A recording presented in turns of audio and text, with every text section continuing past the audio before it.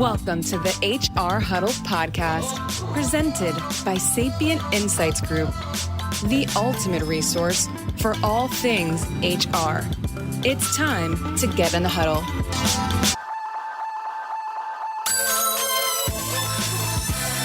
Hey, everybody. Welcome to the HR Huddle podcast. And to this episode of HR We Have a Problem. I'm your host, Kim Seals. Today, the Great Resignation is the hot topic. Recent studies estimate that as of August 2021, 55% of people in the workforce plan to look for a new job within the next 12 months, and that includes your top talent. In this episode, we're breaking down how using stay interviews and a new approach to leadership may very well help your organization head off the next wave of employee departures, especially amongst your highest performers. Joining me to help you harness the power of feedback and give you the formula to find and create untapped new leaders at your company, she's an industry expert and lecturer at the University of Massachusetts Lowell, a global consultant and TEDx speaker, the author of the book, The Leadership Decision, Decide to Lead Today. Welcome to the show, Dr. Catherine Rymsha. Thank you so much. I'm so excited to be here today. I'm excited to have you here as well. This is just a topic that I hear about from everybody. Like, how do we keep our people? Is the Great Resignation real, or is it fake news, if you will? And I'd love to start there and just get your take on the Great Resignation. And is this a real phenomenon, or is this just media hype? It definitely is a real phenomenon. I mean, you see people making new decisions about their lives and their careers. And I think with the recent pandemic that we're still struggling through, the idea of purpose and what am I really doing with my life and my career and being very holistic about that has really come to the forefront for people. So if they have been settling for jobs that weren't quite meeting their expectations, or they've decided to reprioritize their lives, we've seen that translate into people switching jobs, making changes. And that's where it does come down to not just simply being a hot and sexy, trendy headline, but something that organizations and leaders should be very mindful of and cognizant of, because it puts a lot more pressure on them to be an employer and an employer of choice compared to what they may have been thoughtful of pre-COVID. Right. COVID has changed a lot for us. Can you believe we're in almost at the end of our second year of this? I cannot believe it, to say the least. It's unreal. It's unreal. Well, let's dive into some solutions. We'd love to be sure to give our listeners some practical advice for what they can do to solve some of their biggest challenges, and given that this is one of them. So for our listeners that are new or unsure about the concept of stay interviews, are you game to give them a crash course today? I'd love to. So a stay interview, for those who are unfamiliar, is a 30 to 60 minute conversation that a manager would have with someone on their team. Ultimately, we see managers or leaders within the corporate sense holding these stay interviews with their hypos, their top talent, their successors, to really ensure that the manager is aligned with what's going to keep that person there and happy and motivated and engaged. You know, you wouldn't want to do this with somebody who you have on your team who's a bit of a dud and maybe bringing the team down. I mean, you'd really want to have this conversation with someone who you find value in. And even if that value... Somebody you actually want to stay? Totally. Because I have leaders say like, well, I've got someone who's underperforming. Should I interview them? And I'm like, no. Why would you ever want to waste your time interviewing them? I mean, even if you think about, I have a business partner who I worked with who used to call some people steady eddies. So even if you have somebody in the job, they're performing well. They may not have the most grandiose ambitions in the world, but you know you need them to keep producing, to stay productive. You know, those are people that you can tier out too and having interviews, because even though they're kind of happy and engaged in what they're doing, you want to make sure that they continue to do so. Yeah. There was an article I read a long time ago that has stuck with me. It's called Let's Hear It for the B Players, right? And that's what you're talking about, right? Those steady eddies, that not everybody can be the A player, and you've got to have some B players too to make the world go around and get your company to be successful. Totally. And, those B players don't get enough credit. I mean, so many times companies put together leadership programs or development programs or IDPs or whatever for their top folks. And yeah, I mean, obviously that makes sense, but there are people who are key too that do the dirty work or the gritty work that, can't be unsung either. and they need something. So the stay interview can be a way to focus on your top performers and your key folks, but hey, give them the B players, like you said, some love too. Yeah. So who should be leading these stay interviews? What's the right group of people in your organization actually conduct these interviews? It's funny that you asked that. I was doing a session earlier today with some mid-level leaders, and we were talking about retention, and we were talking about pay and career conversations and where do you find the balance. And one of the leaders said to me, which kills me every time, is like, well, this is an HR thing.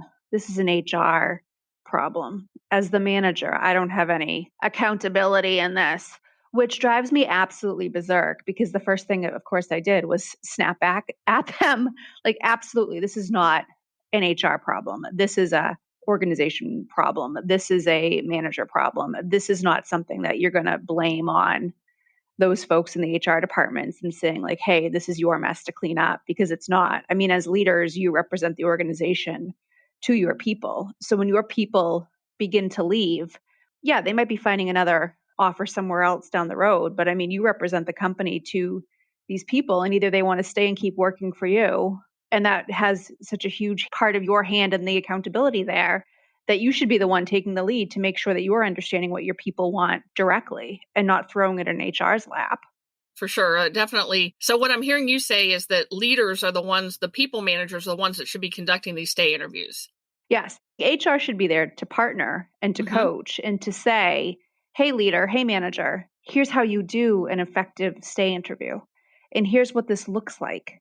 And here's how we can support you in any takeaways that you gain from said interview. But they're your people, and you should be the one taking the responsibility and making the decision to be accountable in keeping them and doing what you need to make sure that they're fulfilled within their roles.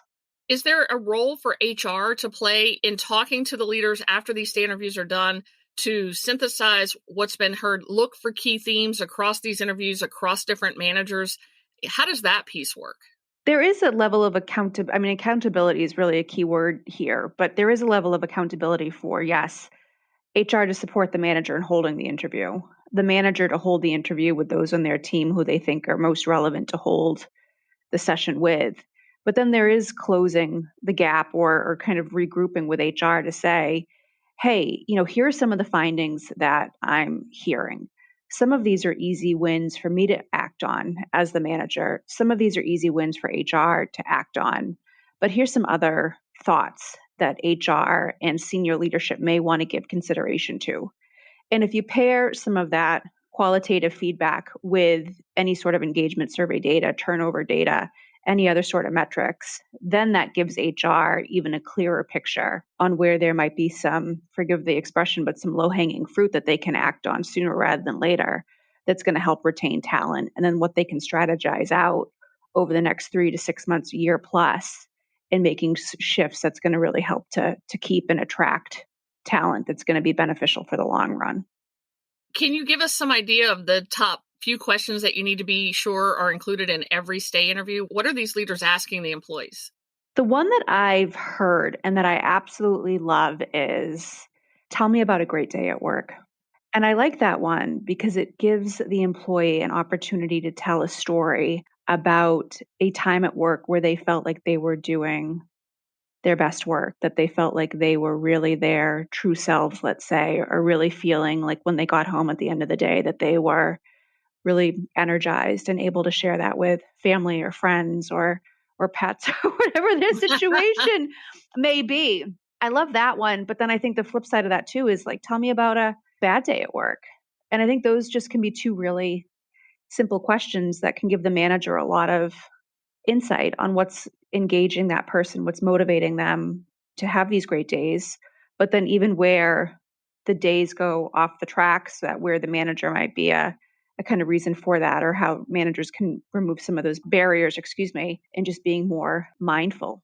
In my HR experience and in all the years I've been doing this, I feel like there are organizations who almost fear getting feedback and frankly avoid using surveys or perhaps these types of interview tools. What are they fundamentally misunderstanding about feedback and why it's important to get it? Feedback has a bad rap. I mean, anytime you hear the word, your heart starts palpitating like, oh, I've got some feedback for you. Someone's going to think like, oh my gosh, like what did I screw up on? But yet I think that's where people, organizations, managers, leaders, so many people have missed the true essence of what feedback is. And it is a tool, it's data, it's learning. It's not a personal attack. But yet we see companies being fearful of holding these types of sessions because it's like, oh my gosh, what are we going to hear? But yet there's so much excitement in that too of like, oh my gosh, like what are we going to hear? Because not everything you're going to hear with that is going to be bad or something that you're not going to be able to be actionable on. And even when you think about engagement surveys, it gives people the opportunity to share what they're thinking and what they're feeling that then enables the organization to make better choices that could be easy choices to make or to make changes about. And yet we don't look at it as a tool. I mean, not everyone's going to be kind of writing a bad Yelp review about their employer or their manager. I mean, this can be an opportunity too to really celebrate where there's some wins, but then really to be strategic about where there might be some improvements that need to be made. Get that feedback before it ends up on Glassdoor, right? Yeah, I know. Glassdoor, I mean, and people just go nuts on there. But still, I mean, so much of that could be just gathered internally and easily actionable. I was talking to a chief people officer who told me she spends a lot of her time on Glassdoor and working with the CEO on what the employees are saying. So it's definitely something that's changed the way we think about employees having a voice and saying what's on their minds. It does. But then I look at it though, too, people like even, I mentioned Yelp, I don't know a lot of folks who go on Yelp when they have a great experience. And I think the same goes for Glassdoor. I mean, sometimes you read these reviews on organizations and it sounds like, wow, this is going to be the best place to work on the planet. And then the kind of skeptic inside of me thinks like, well, is that really true? So from the external viewpoint looking in, it can be helpful as one data point. But from the internal side of this, I mean, yeah, you could look at Glassdoor and kind of get a feel for what your employees are thinking or feeling. But I mean, why even have to look externally when you could be finding ways to just gather that feedback holistically within the confines of your organization and being more actionable on it to get the feedback that matters from folks who are there and employed now. Great point. Great reminder. In your work consulting with global leaders and organizations, are there 2 or 3 areas or blind spots that stay interviews consistently turn up? Yeah, a few things come to mind. A lot of times I have leaders or companies say, we don't want to hold the stay interview because we know people are going to complain about pay or salary or equity or whatever that looks like from a financial element. And yet, oftentimes, that does not come up as a topic.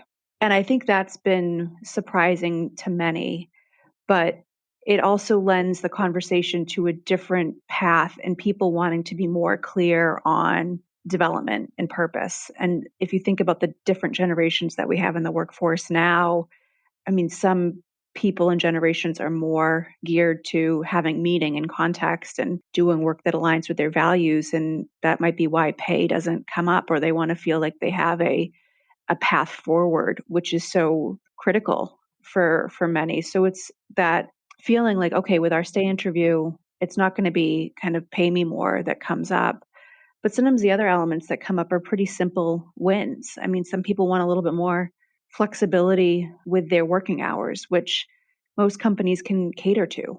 Or I want to be recognized for my work. And yet so many managers tend to be not so great at giving feedback, even just positive feedback. Like, all right, we'll find a way to recognize your employees once a month, whatever that might look like, even just a few words of thanks for the work or, hey, it's Friday at 3, take the rest of the afternoon off. I mean, these are simple things that don't take a lot of time. They don't take a lot of effort, but they mean a lot at the end of the day. How can HR leaders overcome that pushback, right? That they might be getting that says, I don't want to ask these questions. I don't want to do this stay interview because I don't want to hear it. How do they actually get the rest of the leadership on board that this is important and we should do it? Well, I think like anything, I mean, HR always has to lead by example. So even with the HR departments that I've worked with, I've said, are you doing these interviews yourself with your own HR teams? And a lot of times the HR leaders are guilty of saying, no, I'm not doing this. And I think, well, how do you expect other business leaders or parts of the organization to also do this if you're not even making the time to have these kind of, I was going to say quick sessions, but they're not quick. I mean, they're meaningful, but they can be quick in order to even say as an example, like, hey, I'm an HR leader. I've got people on my own team I don't want to lose. This is what my own learnings were from when I held a stay interview, and being even able to tell that story is so key of the step of encouragement. But even getting others to start to participate, to use them as examples, to say like, I've done it and here are 3 other folks across the business who are respected who have done this, and like, hey, let's hear a testimonial from them about what they learned and what the process was like, to get that peer pressure element involved. So switching gears to your powerful new book, The Leadership Decision, Decide to Lead Today, you make the case that anyone at any time can become a leader. I'd argue that most people do not feel that way themselves. So they might have imposter syndrome, or for whatever reason don't feel like they are born to be a leader. What do we intrinsically misunderstand about leadership, and why do so many people shy away from leading? They're great questions. When I first started studying leadership, I thought, why am I wasting my time doing this? Because obviously leaders are born, and considering some of the theories there, like, oh, well, you're either born a great leader or you are kind of not, and you're going to be damned to being a follower for the rest of your life. But then once I started studying and understanding leadership more, it really became apparent to me that anyone can be a leader. It's going to look different depending on the individual and the circumstance, but it's not simply limited to the corporate world and getting some sort of title there. I mean, we see leaders even this week as we record this, we see the COP26 event going on. And I mean, Greta Thunberg has been one person that you see who's young and finding ways to lead with her own environmental pursuits.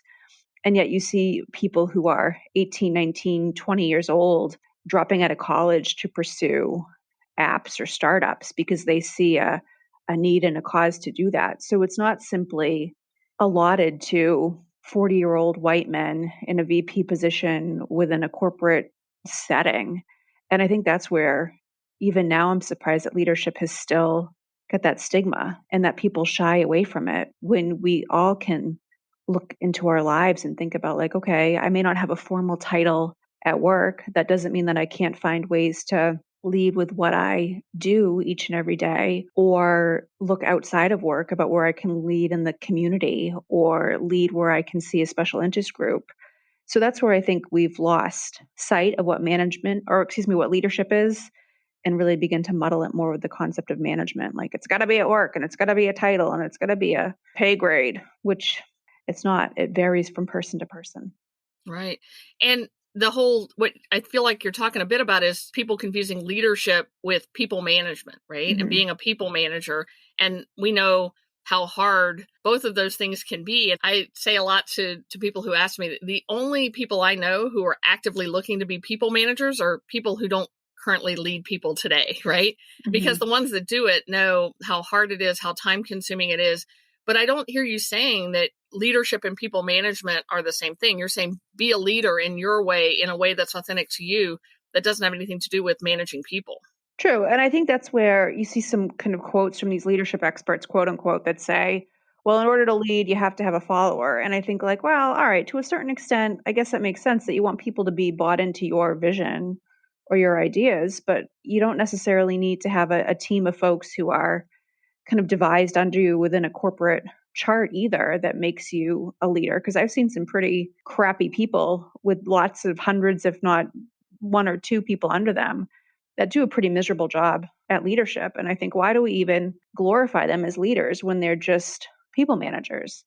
So I do think there's an element of people will notice when they see someone leading, whether they have folks under them formally or not, because people can see when someone has vision or takes initiative or is consistent in their approach. And I think those are commonalities that we can agree on make a leader, regardless of what a formal title might say they are or who they are. Or what the org chart shows, right? Because we know there are a lot of organizations have complex structures, matrix structures. And I think some of the most successful leaders are those that learn how to influence the actions of others that don't report to them, right? 100%. And to show that vision and show that leadership.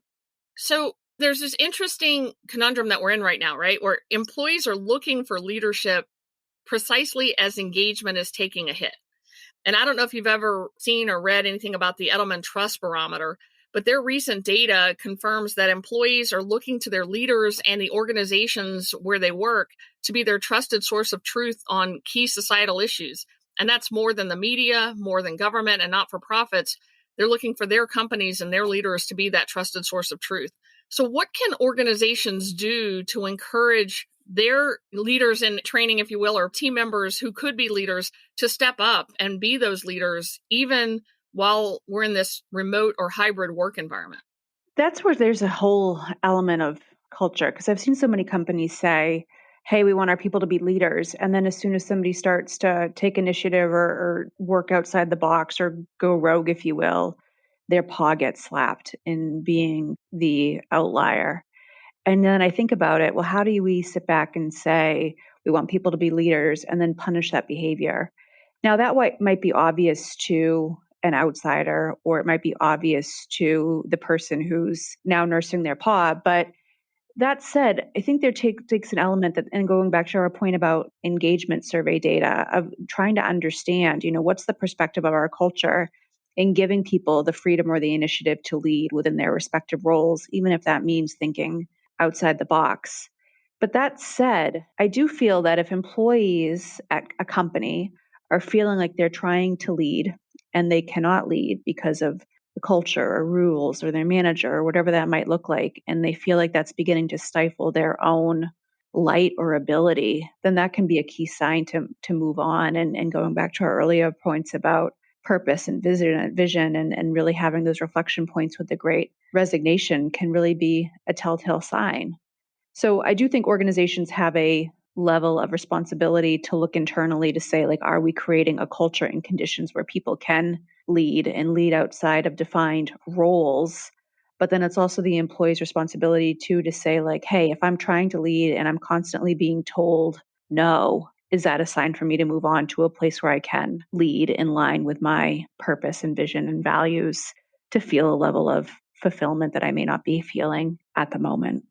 On that point around pay and titles and promotions, one of the things we do know historically is that women tend to take on leadership roles, but don't always get those accompanying rewards that men might get when they start to become leaders.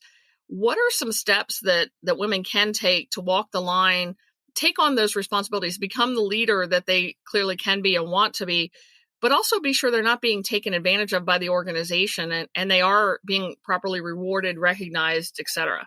It's a great question, and I'll pick on myself a bit more with this, but I think even earlier in my career, and I started out in marketing way before I got into leadership development, and I used to think that by saying yes to everything and by doing all the work, whether it was the nitty-gritty work or kind of the strategic work, that the more I was doing, the more it would demonstrate my value.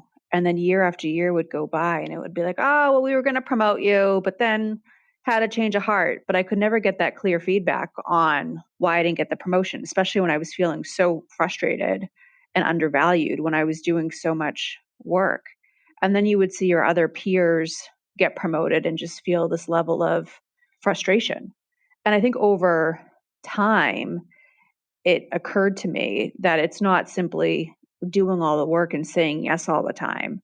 It's the matter of doing the right things and making sure that the right people see those right things in order to better position yourself. That said, I mean, that's no easy lesson to learn. I mean, that's been decades worth of working to get to that. But I think where women can kind of avoid the mistakes that I've made historically is get feedback. And this is where, going back to our earlier points, like, don't be scared of it. If you feel like you're doing all the work and you're not getting the recognition you need, pay or title or whatever that looks like to you, it's time to start getting feedback about how people are perceiving you and your leadership brand and where you can make slight changes to better position yourself to get what you want. But when it comes down to pay, I mean, I read this book once, probably coming off of grad school. I don't know if it's published anymore, but it was called Rethinking Work. And I don't remember the author's name, but the gentleman talked about you should always be asking people who you are peers with how much they make. And at first I thought, like, oh gosh, like, I don't know if I could do that. But then I was working in marketing and a bunch of my peers began to exit the organization. And I started to think like, well, what if I get to lose? Like, I'm just going to huddle these people in the hallway and kind of see if they'll tell me how much money they were making. And they did. And I was kind of shocked. And I was like, I don't mean, and I was trying to be so polite about it. I mean, I was probably 25 and like, I don't mean to be rude, but I'd love to know how much you make. And they were like, yeah, we're making whatever. And I was finding out that some of them, same level experience, graduated college the same years, were making $6,000 to $10,000 more than what I was. So I thought, on top of doing all the work, and not getting the feedback I needed to better position myself. Like, these people are making more than what I am. So once I had that knowledge, I kind of threw it in my boss's face saying, hey, like, why are these people making so much more than I am when I am doing X, Y, and Z? And he couldn't come back at me on it because I had the data. And I did get a pretty significant pay raise, and it was retroactive, and it ended up working to my benefit. But I thought, God, I never want to be put in that situation again where I'm scared to ask. Well, good for you. Good for you for advocating for yourself, because there's nobody better positioned to advocate for you than you, right? And when you're armed with the data, great things can happen. You sharing your personal story reminded me of a time when I didn't get a promotion that I thought I was ready for and I thought I should get. And I got some really great advice from a mentor and a sponsor of mine because I was like, look, I hit every metric. I met every goal. I did everything I was asked to do. I've been a leader. What happened? And the response I got was, you need to work smarter, not harder. And we spent some time talking about what that meant. And it really came down to, I did have a good brand. I was known, but it was in a very small circle. And it wasn't necessarily in the broader circle that I needed to be known in to get that promotion, when the people that were sitting in that room when those decisions were made, 60% of them had heard of me, but had never met me or something like that. And it really was a lesson for me around how to work smarter and not work harder. Nobody was asking me to work 10 more hours a day or 30 more hours a week. They were just asking me to be smarter about how I was building my brand. And, that really does lead me into my next question for you, where you talked about building a leadership brand or having a brand. So beyond the title or even your LinkedIn profile, what are some pieces of advice you can give us on how to build a leadership brand? One of the assignments that I have my MBA students do is to first define what a brand means to them. So is a brand a reputation, or is a brand something more? And I think that can be a first place for people to start thinking about, what does this concept or term really mean to me? And from that, I have them challenge themselves to think about, like, okay, well, if you've just defined a brand as X, what's your brand? Now that they've done that, how do you know that you are living in line with your brand? And I have them write a story about a time that they kind of lived that brand. A couple weeks later, more into the course, I asked them to go and get feedback. Do people resonate and define you the way that you define you? That brand reputation is going to stay with you far longer than any sort of job title that you may have for a period of time at an organization. And if people are not in line with how you view yourself, you've got some work to do. And I think while I use that from an academic standpoint, I still think there's some validity there from the kind of corporate or even kind of leadership standpoint, and saying, this is how I want to be known, and this is how I'm going to get feedback on that. And in getting that feedback too, trying to communicate back to people how you are kind of acting on the feedback to strengthen your brand, or where you might need their feedback ongoing in order to bring them into your journey and to build relationships as you do so. And while that might be a skill set or mindset that can be difficult to do, it does show to folks your level of initiative and conscientiousness and wanting to be known as a leader and wanting to be active in improving yourself as a leader on a regular basis. And I tend to see some pretty great folks who I've worked with over my career, who I really define as leaders, do that and do that very well. Reflecting on what you hear from your students, as a reminder to our listeners, you're a lecturer at the University of Massachusetts Lowell, where you're teaching these courses on leadership. What should managers know about helping Gen Zers make the leadership decision once they join the workforce? That's where I see managers make some mistakes. And I'll tell you why. I had a recent young person. I don't know if she was probably Gen Z or millennial, but she's right probably on the cusp. And her manager felt like, all right, well, the next step for her in her career is to be a people manager. She's got to start leading people, got to lead people, got to lead people. That's the next natural step. Really smart, driven young lady. But she had no interest in managing people. So she ended up quitting the organization. And then they sat back and thought, why did she quit? We were going to give her all these opportunities to be a people manager. And she didn't want to do that and felt like she was getting so pressured into doing something she didn't want to do. She just threw her hands up and left to get a job where she could focus her skill sets on becoming more of an SME than a people manager, because that's just what is intriguing her now. And I think this is where managers tend to get this wrong and thinking like, okay, if I have someone on my team who's young and ambitious and hungry and is demonstrating leadership skills, that we should start putting them into a people manager role. But yet, as we talked about earlier, leadership isn't simply about leading people. I mean, it can be the element of thought leadership too. So even for leaders of younger employees to say, what are you looking for? What do you want? I mean, what sorts of decisions do you want to be making about your career when it comes to leadership? And letting them tell you what they want and not you telling them what you want them to be is so critical. And I think that's where I'm seeing a lot of leaders get it wrong when managing different generations, because they just think like everyone wants to be a people manager, and that's not Nope. it for everybody. Let's not at force all. it. Right. That's why I think progressive organizations that get this, they build those technical tracks, right? Where people can progress in the organization, get to those more senior levels, get the pay and recognition they want on these technical tracks rather than these leadership tracks. True. And it's great to see that coming with more organizations, and having those technological fellow roles or whatever that might look like. I mean, that is so influential and motivating and inspiring. But yet, I think some companies are in the habit or not habit, but starting to do that, like you said. And some companies aren't even there yet and still are stuck in that mindset like, oh, they got to lead formally, give them a team. You've given us so much wisdom and tactical strategies today. I can't thank you enough for joining us, Catherine. I really appreciate it. I think this has been a great discussion. Thank you. I've been thrilled to be here, and I'm hoping that something I said helps someone somehow. I'm sure it will. And for our listeners, to learn more about how you can make the decision to become a leader, get your copy of Catherine's new book, The Leadership Decision, Decide to Lead Today, on Amazon right now. Follow Catherine on LinkedIn at Catherine Rymsha.